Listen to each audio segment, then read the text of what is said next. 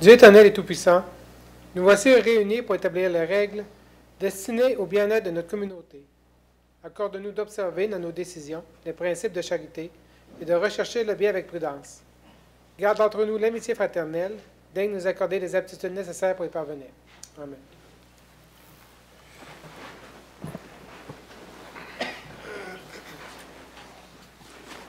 Alors, bonsoir tout le monde, bienvenue à la séance du Conseil du 14 octobre 2014. Avant de débuter la séance comme telle, je vais passer la parole au directeur général adjoint qui aurait quelques petites informations à passer à la Ville. Oui, en fait, c'est pour rappeler aux citoyens que conformément au calendrier de cueillette des matières résiduelles là, qui est distribué à chaque année au mois de décembre dans tous les foyers et qui est aussi disponible sur le site Internet, la semaine prochaine, la semaine du 20 octobre, c'est la semaine où on va ramasser les feuilles mortes. Donc, vous les mettez dans des sacs au bord du chemin. Il y aura une deuxième cueillette 2 semaines plus tard, le 2 novembre. Donc, je répète, la semaine prochaine, la semaine du 20 octobre, et 2 semaines plus tard, la semaine du 2 novembre. Deuxième chose, mercredi le 22 octobre, mercredi la semaine prochaine, à 19h, ici, dans la salle du Conseil, il y a une rencontre sur la politique nationale de la ruralité. Il y a une aide financière qui est versée, dans le fond, à la MRC Beauce-Sartigan. Et la Ville, les territoires ruraux de la Ville sont admissibles. Je parle donc des territoires de Saint-Jean-de-la-Lande, de l'ancienne paroisse de Lys et de l'ancienne paroisse d'Aubergalion. Alors, les citoyens intéressés pour avoir de l'information à ce niveau-là, c'est une séance de consultation que le Conseil doit faire. C'est prévu à la loi. C'est le 22 octobre. Maintenant, l'invitation est réservée aux gens, aux citoyens ou organismes de ces territoires-là, le 22 octobre à 19h, ici dans la salle. Et également, peut-être rappeler une publicité là, qui a été reportée. Le Conseil a mis en vente une terre, la partie zonée verte d'une terre qui appartient en fait là, au secteur Saint-Jean-de-la-Lande. Seulement la partie en zone verte. S'il y a des gens qui sont intéressés à acquérir la partie verte de cette terre-là, parce qu'il y a une partie qui est zonée blanche derrière l'école que le Conseil entend conserver. Vous pouvez prendre de l'information, c'est par soumission publique, et vous pouvez contacter Mme Louise Côté aux approvisionnements qui va vous expliquer la procédure. On a jusqu'à la fin novembre, fin octobre, c'est ça? Okay, merci, M. Poulin. Alors, nous allons passer à la consultation publique. M. Greffier. La première consultation, c'est concernant le règlement 547-2014, règlement qui modifie le règlement de zonage. Ça vise à créer de nouvelles zones unifamiliales et jumelées entre la 10e avenue et la 15e avenue et de la 80e rue à la 86e rue. Actuellement, le zonage dans ce secteur-là permet et l'unifamilial jumelé. Le nouveau règlement délimiterait seulement des petites portions qui seraient permises au niveau du jumelé, de façon à ce que le jumelé ne soit pas adossé non plus à de l'unifamilial. Donc, la consultation est aujourd'hui et les dispositions sont susceptibles d'approbation référendaire. Alors, ceux qui sont dans le public, s'il y a des commentaires à ajouter ou des éclaircissements concernant la consultation publique. Alors, je vois qu'il n'y en a pas. Merci beaucoup. Alors, maintenant, nous allons passer à la séance du... Il y a une deuxième consultation. Oui, une question. Une question. Le ruisseau qui est là, c'est un ruisseau qui est verbalisé, n'est-ce pas? Non, c'est le ruisseau des Serres, il n'est pas verbalisé. C'est un ruisseau qui a eu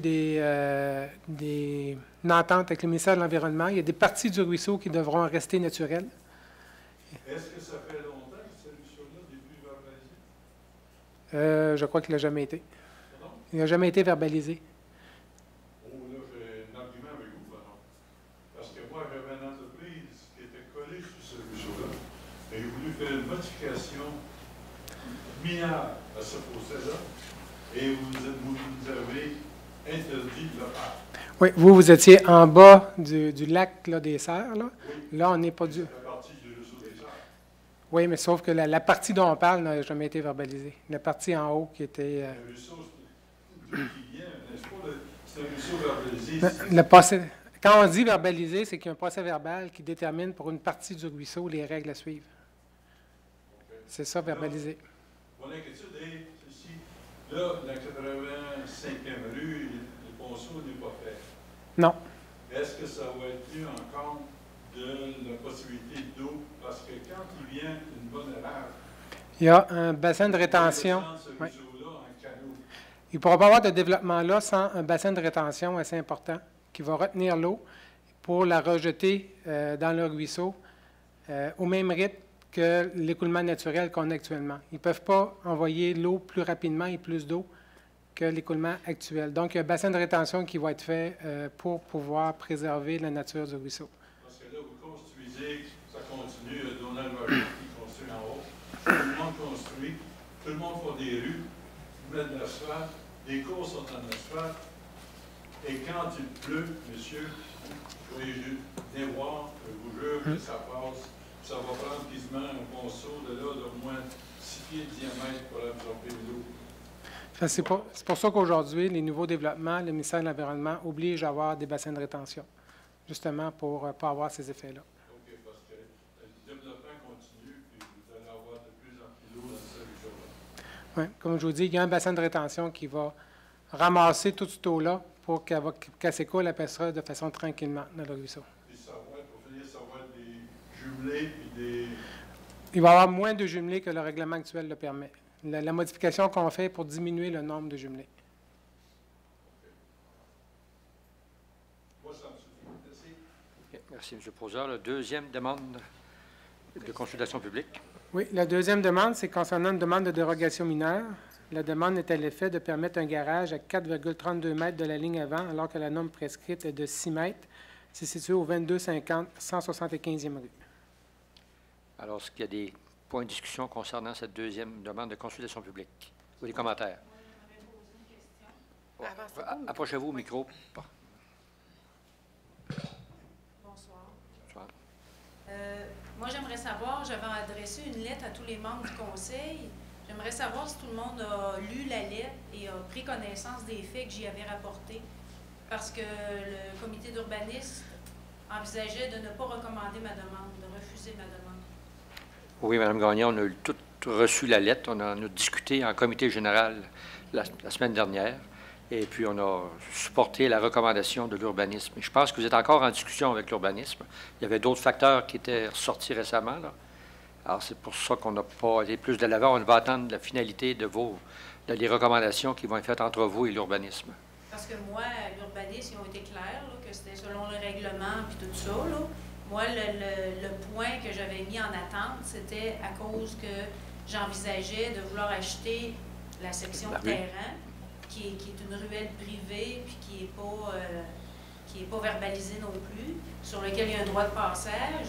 Et puis, celui qui est responsable de la succession est venu à la ville voir à l'urbanisme, là. Et puis, ils leur ont demandé s'ils voulaient l'acheter, puis la ville a fait comme réponse qu'ils n'étaient pas intéressés d'acheter. Puis, dans ma compréhension, c'est que la ville doit se porter propriétaire pour pouvoir éventuellement développer la rue, n'est-ce pas? Oui.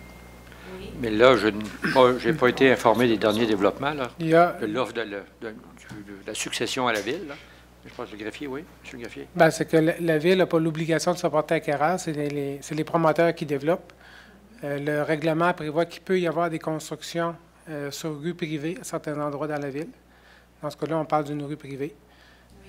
Cependant, il y a des normes qui s'appliquent autant sur une rue privée que sur une rue publique. Sauf que cette rue-là a un droit d'accès à perpétuité. Oui, c'est une rue privée, c'est ça.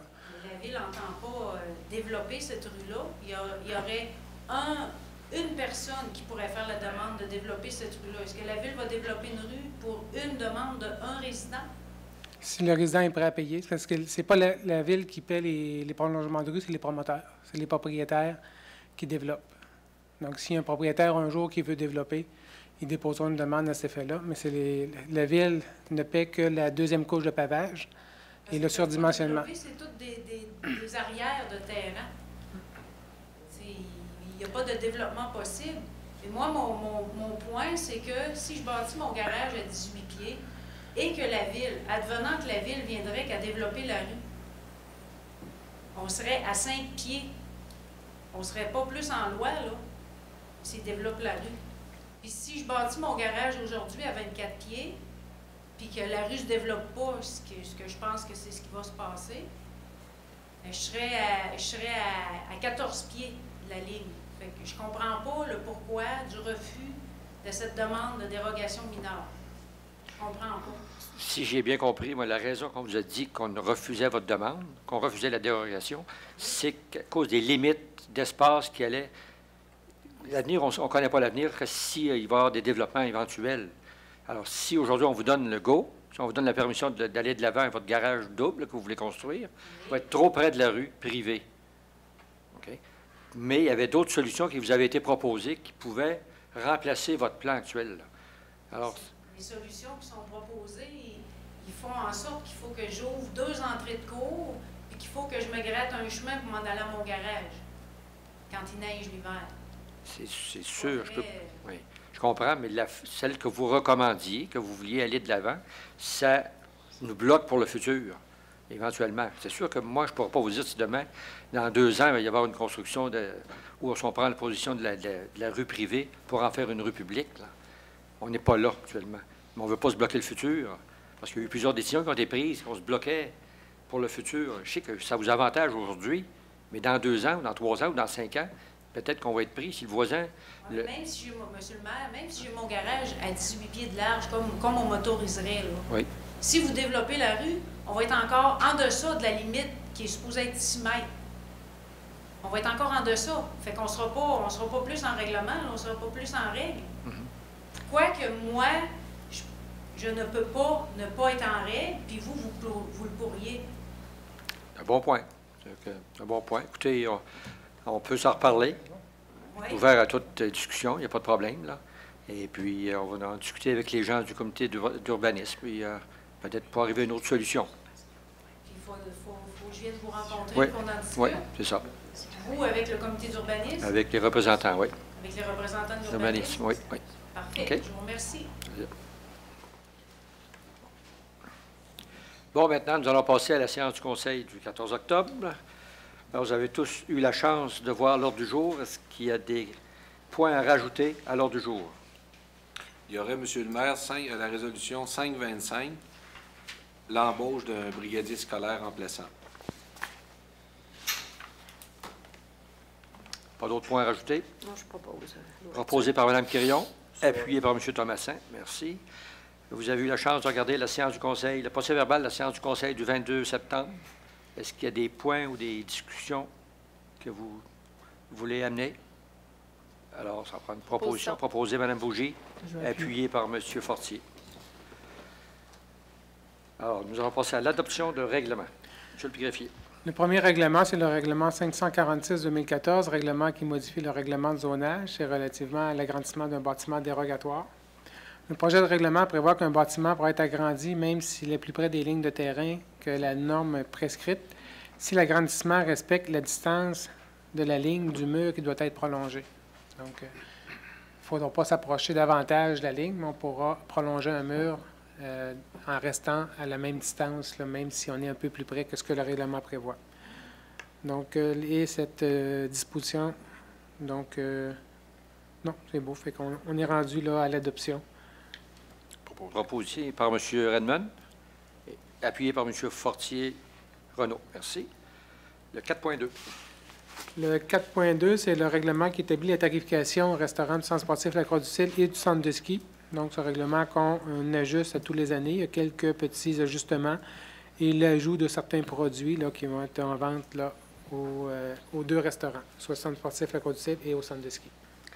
Proposition par M. Thomassin, appuyé Mme Quirion. Merci.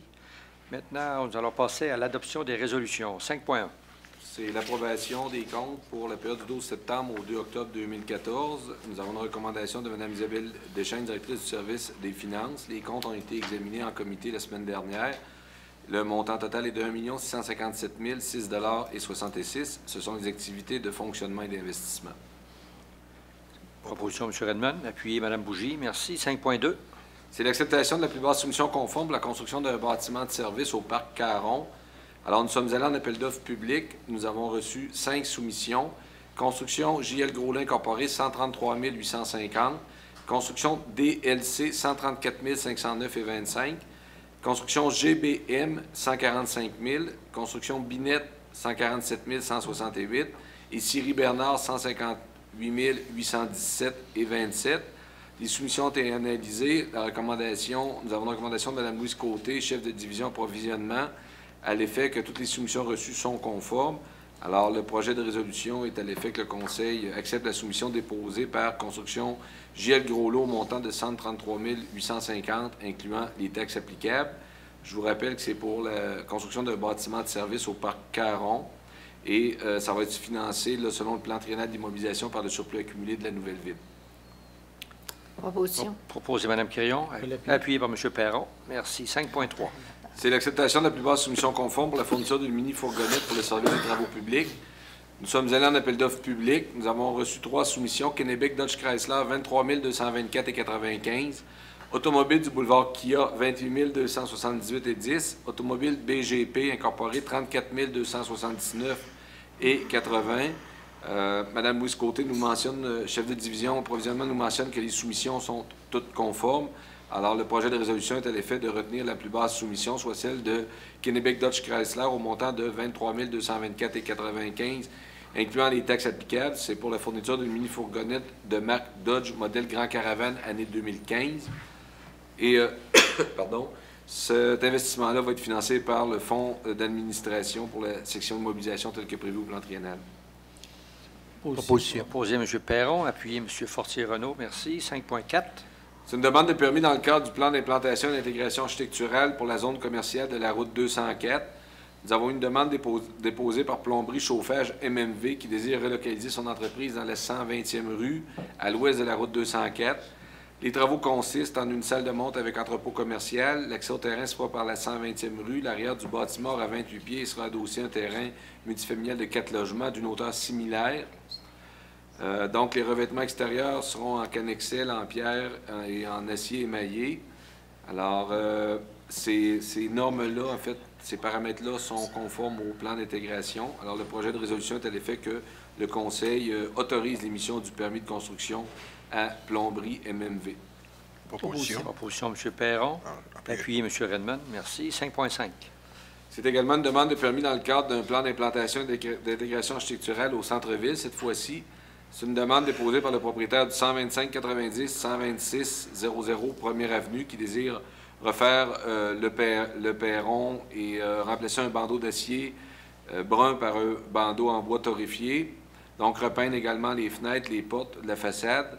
Alors, il y a une recommandation favorable du comité consultatif d'urbanisme puisque ça rencontre les paramètres du PIA. Le projet de résolution est à l'effet que le Conseil autorise effectivement l'émission de ce permis de construction.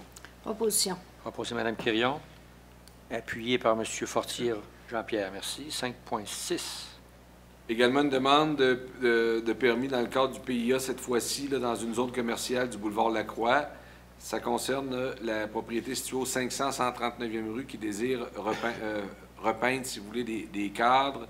Il y a une partie du revêtement central avant qui sera refait. Également les boîtes de toit, les colonnes, les poutres et la brique.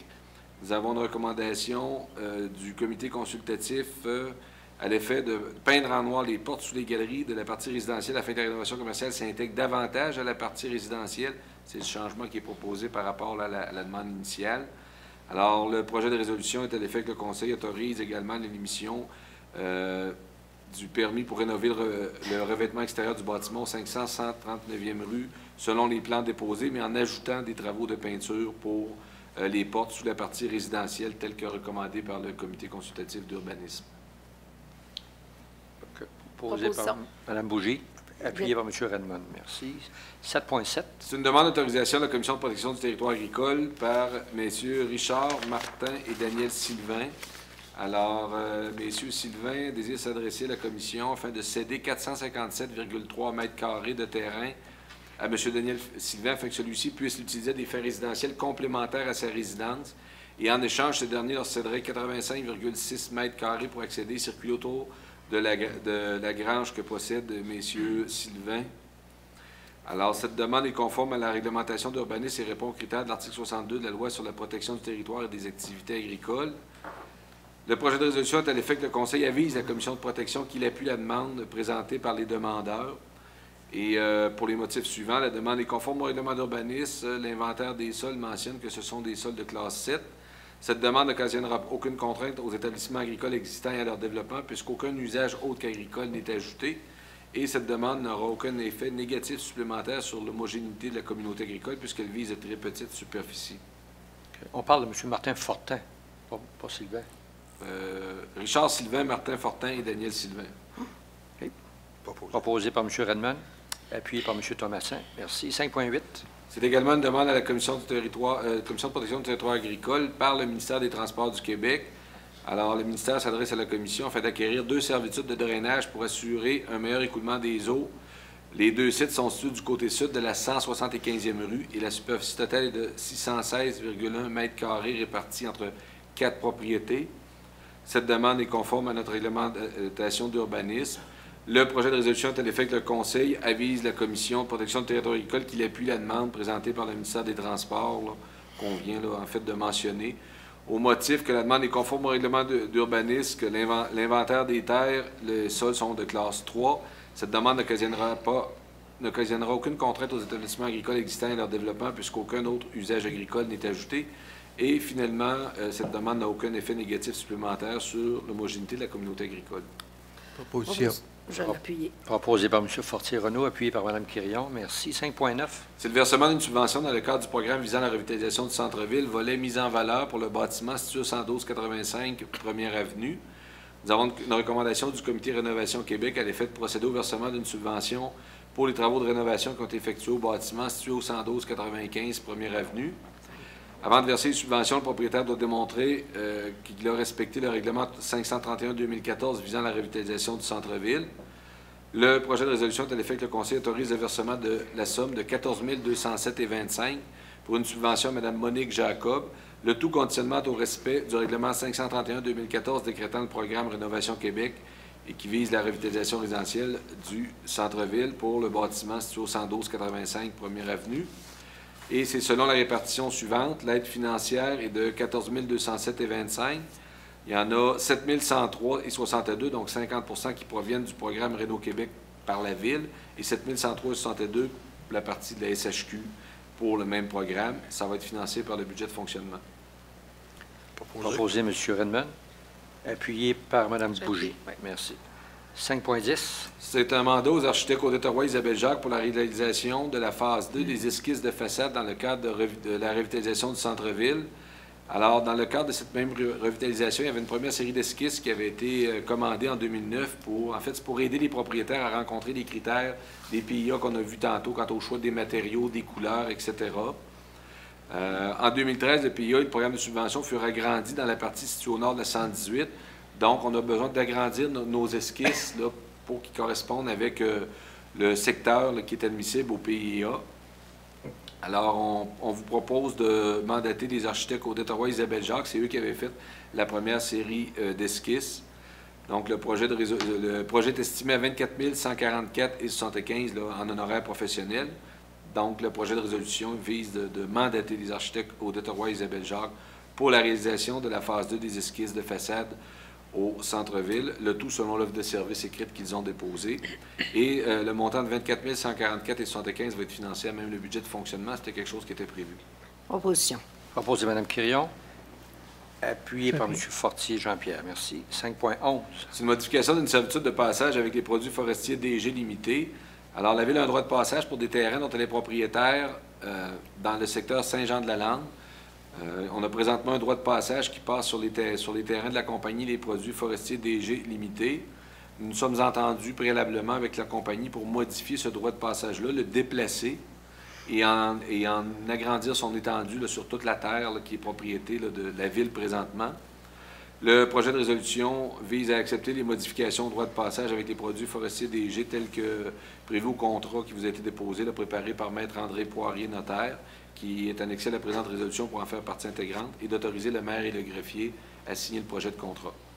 Proposition. Proposé Mme Bougie, appuyé par M. Fortier-Renaud. Merci. 5.12.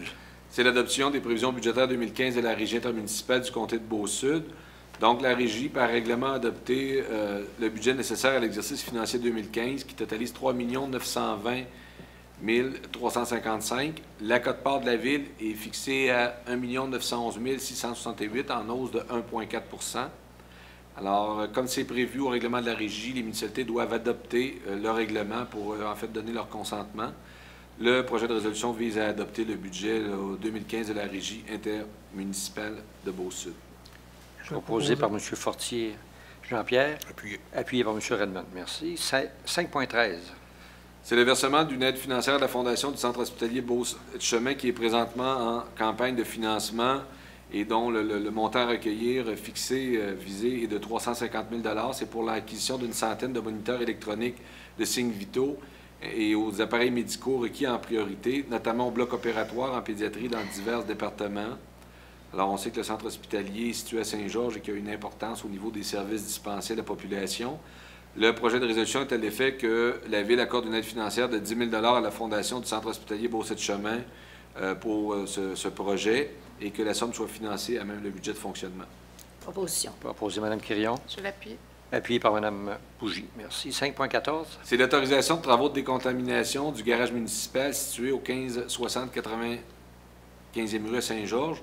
Donc, il y a eu un rapport d'analyse de solde fait par la firme LVM pour la décontamination du garage municipal, de l'ancien garage municipal, je devrais dire, parce que les effectifs qui travaillent là sont déménagés au nouveau garage municipal dans l'Ouest. Et cette propriété-là est assujettie à la loi sur la qualité de l'environnement, puisque nous devons faire une cessation d'activité. Donc, lorsqu'on fait une cessation d'activité, on doit procéder à une décontamination selon le niveau et selon l'usage qui en est fait.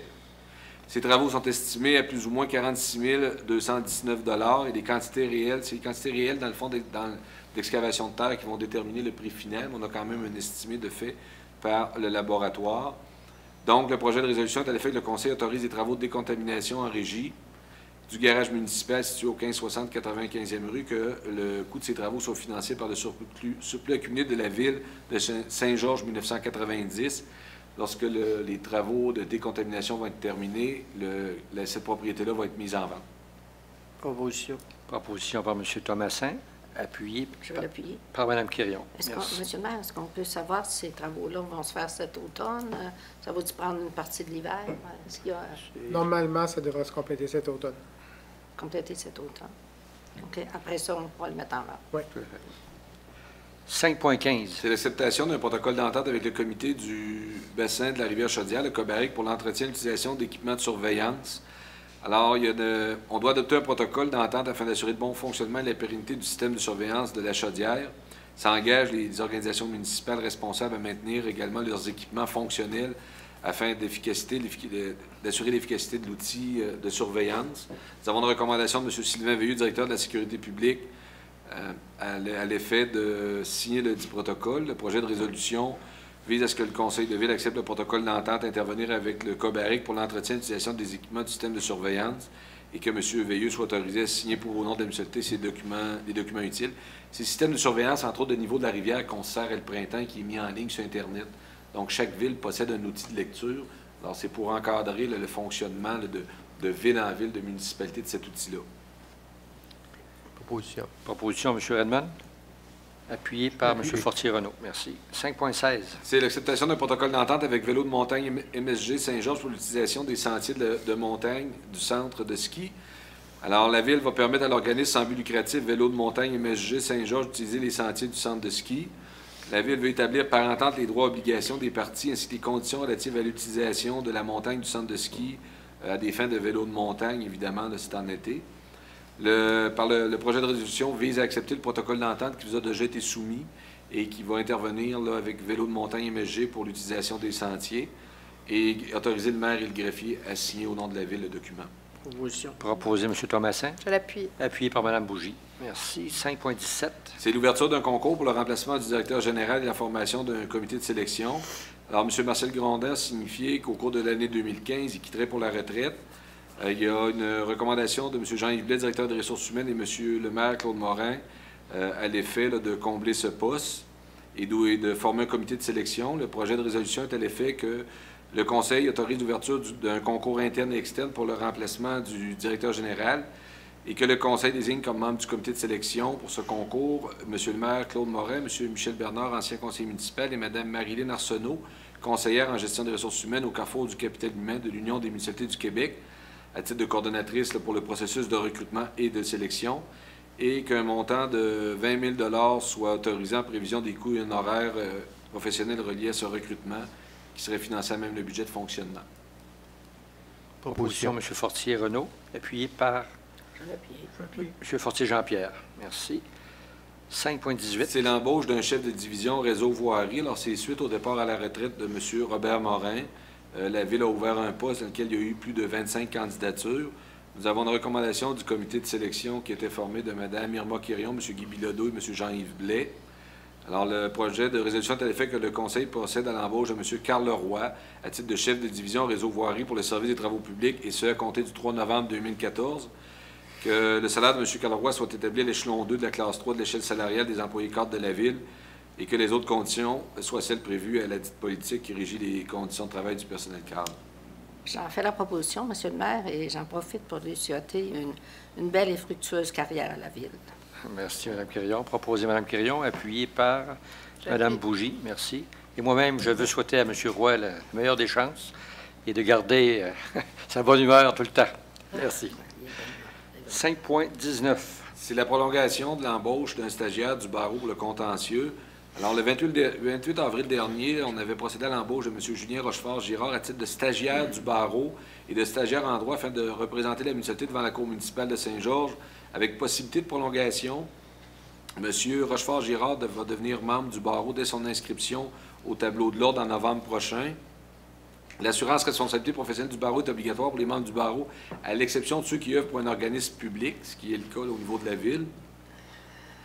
Nous avons un rapport préparé par Mme Magali Plourde, chef du contentieux associé, dans lequel elle recommande la prolongation de cette embauche jusqu'au 4 septembre 2015. On sait qu'il y a Mme Mélanie Trottier qui est en congé là, de maternité pour l'instant. Le projet de résolution est à l'effet de prolonger justement l'embauche de M. Julien Rochefort-Girard à titre de stagiaire du bureau et de stagiaire en droit comme représentant de la municipalité devant la Cour municipale jusqu'au 4 septembre 2015, selon les conditions de la politique salariale des employés cadres à l'échelon 1 de la classe 4, et que le Conseil déclare aux fins du règlement sur la souscription obligatoire au Fonds d'assurance responsabilité professionnelle du barreau du Québec que Ville-Saint-Georges se porte garant et cause et répond financièrement des conséquences de toute erreur ou omission de M. Julien Rochefort-Girard dans l'exercice de ses fonctions. C'est que, dans le fond, il va être assuré par la Ville comme le reste du personnel. Ce n'est pas une exception. Proposition. M. Redmond, appuyé par M. Fortier-Jean-Pierre. Merci. 5.20. C'est une résolution pour accepter la démission d'un pompier volontaire, M. Michel Turcotte, et de lui adresser des remerciements pour les services rendus. Proposition. Proposé M. Perron, Je vais l'appuyer. appuyé par Mme Quirion. Merci. 5.21. C'est également pour accepter la démission, cette fois-ci, d'un brigadier scolaire, M. Denis Thibodeau, et de lui adresser des remerciements pour les services rendus. Proposition. Proposé Je vais Mme l'appuyer. Bougie, appuyé par M. Perron. Merci. 5.22. Ce sont des modifications de l'interdit de stationner sur la 8e avenue entre la 114e rue et la 116e rue. Donc, il y avait des problèmes au niveau de la traverse des élèves là, qui se rendent à l'école Lacroix. Il y a eu une étude, des vérifications qui ont été faites de la géométrie des lieux. Les membres du comité de circulation recommandent de modifier l'interdit de stationnement pour le déplacer du côté ouest de la 8e avenue, de ligner une bande piétonnière du côté ouest de cette même 8e avenue, d'installer des panneaux comme quoi cette bande est réservée aux piétons. Alors, le projet de résolution est à l'effet que le Conseil autorise la modification de l'interdit de stationner et de déplacer là, du côté ouest, de le déplacer du côté ouest au côté est de la 8e avenue et d'autoriser également là, les travaux qu'on vient de mentionner, soit la bande piétonnière et l'installation de panneaux. Et ce sont les travaux publics là, qui vont effectuer les aménagements nécessaires. Proposition. Proposé M. Fortier, Je vais l'appuyer. appuyé par M. Perron. Merci. 5.23.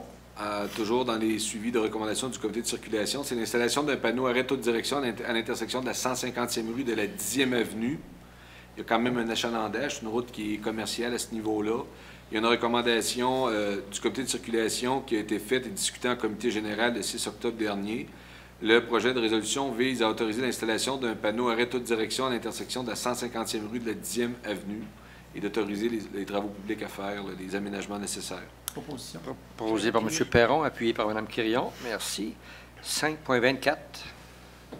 Alors, 5.24, c'est une modification de la politique d'aide aux organismes non accrédités. Donc, il y a une aide aux organismes non accrédités qui peut se faire sous deux formes différentes, soit une demande d'aide financière à la Ville, mais souvent aussi en soutien logistique. Pensez à toutes les activités là, qui ont lieu dans la Ville. Dorénavant, avant de prendre une décision sur une demande d'aide, le Conseil veut connaître les implications financières autant de la demande qui peut être faite financièrement, mais également de la valeur de l'aide logistique que la Ville peut fournir via les travaux publics, via le prêt de matériel, via les loisirs, via les services des incendies. Alors, il y a eu un projet de politique qui vous a été présenté. Il y avait un sous-comité qui avait siégé là-dessus pour analyser ça. Ça a été discuté la semaine dernière. Le projet de résolution vise à ce que le Conseil accepte la politique modifiée d'aide aux organismes non accrédités, laquelle politique est jointe à la présente résolution pour en faire partie. Et c'est un texte de politique qu'on va transmettre là, aux principaux organismes là, qui organisent des événements dans la Ville, à l'effet que dorénavant, là, on veut connaître d'avance leurs besoins logistiques pour être capable de les quantifier financièrement au même moment qu'arrive une demande d'aide financière. Il y a également un encadrement qui s'est refait au niveau des disponibilités aussi, je dirais, du matériel et du personnel de la Ville l'été quand il y a des gens qui sont en vacances, etc.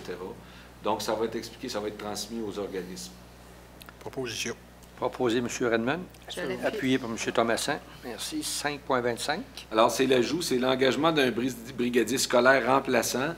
La recommandation du service des ressources humaines qui a passé les entrevues est à l'effet d'engager M. André Audette, qui est un résident de Saint-Georges, à titre de brigadier scolaire remplaçant. Proposition. Proposition, M. Perron. Appuyé par Mme Bougie. Merci. Maintenant, nous allons passer au dépôt de documents. M. le greffier. Le premier document, c'est la liste des permis et certificats émis au mois de septembre par le service d'urbanisme. Nous avons un total de 196 permis et certificats pour des travaux qui totalisent 7 809 100 6.2. 6.2, c'est le résumé pour le comparatif mensuel. Donc, on vient de voir pour 7 800 000 de travaux en 2014. Il y avait 27 nouveaux logements créés au mois de septembre 2014. Comparativement à 212 permis et certificats pour des travaux de 6 401 000 et 19 nouveaux logements en 2013. 6.3. 6.3, c'est le comparatif depuis le début de l'année. Donc, on a un total de 1706 permis et certificats pour des travaux qui totalisent 68 697 000 et 219 nouveaux logements, comparativement à 1779 permis en 2013, 60 369 000 de travaux et 136 nouveaux logements. 6.4. 6.4, c'est le rapport mensuel du service de sécurité incendie. Pour le mois de septembre 2014, nous avons un total de 483 heures de combat incendie, 66 heures d'entretien, 98,75 heures d'entraînement, 27 heures d'activité spéciale et 11,25 heures dans le cadre du programme Pompiers de quartier. 6.5. 6.5, c'est le rapport concernant les mouvements d'aéronefs à l'aéroport. Nous avons un total de 447 mouvements d'aéronefs en septembre, pour un total depuis le début de l'année de 3 160 mouvements d'aéronefs. Et 6.6. 6.6, c'est un rapport d'embauche pour du personnel supplémentaire pour le service des loisirs et de la culture. C'est 3 personnes à titre d'animatrices pour des activités parascolaires. Merci. Au niveau de la correspondance maintenant. Au niveau de la correspondance, nous avons une première lettre qui nous vient de M. Éric Paquet, directeur général de la MRC Beauce-Sartiguan. C'est une transmission d'une résolution de la MRC qui appuie les démarches de la Ville dans la réfection du quai de la promenade Redmond. Nous avons une deuxième lettre qui nous vient de M. Robert Poitier, ministre des Transports. Le ministre nous informe du versement d'une subvention de 15 970 dans le cadre du volet 4 du programme d'aide au transport aérien pour l'amélioration de la station automatisée d'information météo qui est en service à l'aéroport. Il nous informe également du versement d'une subvention de 22 398 pour l'acquisition et l'installation d'un système d'aide visuelle d'approche à l'aéroport toujours. Ensuite, M. Guy-Paul Côté, président du comité de jumelage avec la Ville de Lisieux. Il nous fait parvenir des remerciements pour l'implication des élus et du personnel de la Ville concernant le jumelage Saint-Georges-Lisieux qui a été officialisé le 26 juillet 2014. M. Alain Beauchamp, chef de la zone Beauce pour Poste Canada. Poste Canada nous informe d'un ajustement des heures durant la semaine au bureau de poste de Saint-Jean-de-la-Lande, et ce, à compter de la semaine du 19 octobre prochain. Les heures d'ouverture seront du lundi au vendredi de midi à 17 h.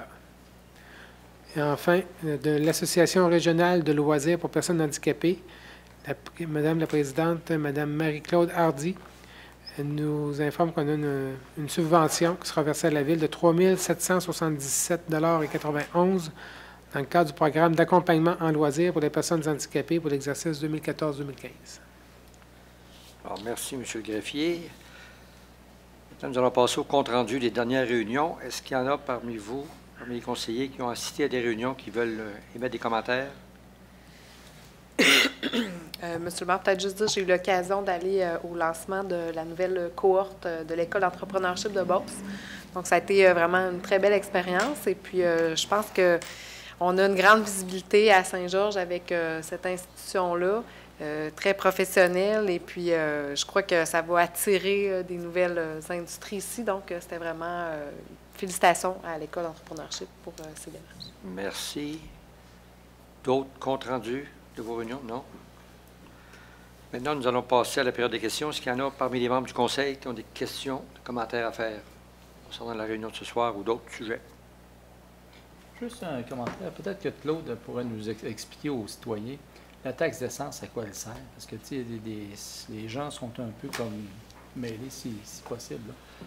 En fait, la taxe sur le fonds de l'essence, là, d'ailleurs, c'est la seule partie là, de l'aide financière Canada-Québec qui a été débloquée. Il y a 80 % qui doit servir exclusivement, si vous voulez, au niveau des réseaux d'aqueduc et d'égouts, au niveau de la mise aux normes, au niveau de l'eau potable, au niveau de mise aux normes, au niveau de, s'il y avait un problème, au niveau des égouts, au niveau de l'entretien des conduites souterraines lorsqu'on a à changer. Il y a eu, lorsque ça a été créé, ça fait déjà 7-8 ans qu'il y a eu un plan d'intervention que les municipalités devaient faire inspecter tout leur réseau, diviser ça par tronçons. Et lorsqu'on doit soumettre des travaux au ministère des Affaires municipales qui doivent les autoriser pour être sûr qu'on suit notre plan d'intervention. Ce plan d'intervention-là est mis à jour parce qu'il peut y avoir eu des refoulements des endroits, puis donc il y a des ordres qui peuvent être modifiés. Et il y a un 20 %, donc je parlais de 80 %. 100 % de la somme peut être affectée à ça. Il y a un 20 %, c'est nouveau, qui peut être affecté à d'autres priorités que le Conseil cible. Et c'est dans le cadre de l'analyse du plan d'immobilisation qu'on est à étudier, entre autres dans le dossier, on va le dire, là, du mur de soutènement de la promenade Redmond, qui pourrait, exemple, être affecté à ce montant-là.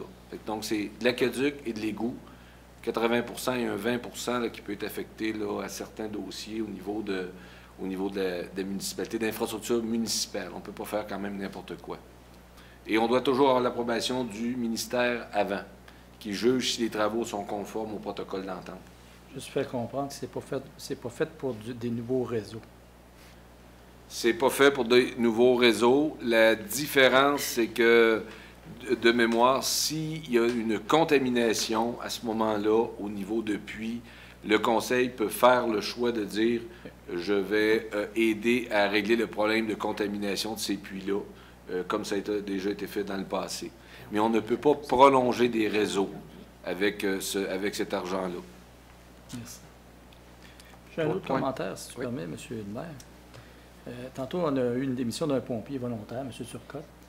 Tu sais, ces gars-là, je pense qu'il y a des dames aussi.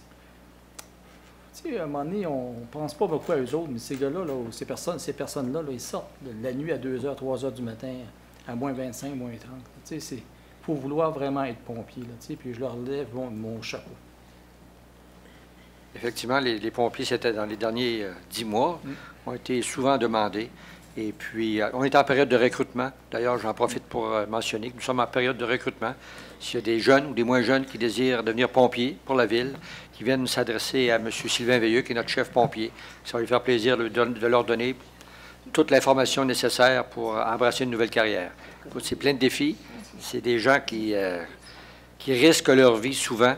Alors, oui, chapeau à ces gens-là, parce qu'on en a besoin. La Ville, on est vraiment choyé avec l'équipe qu'on a actuellement. Et puis, il faut les gâter. Puis, il faut leur laisser savoir qu'ils font un travail formidable au sein de la brigade de pompiers de la Ville de Saint-Georges. Merci à tous vous autres des pompiers.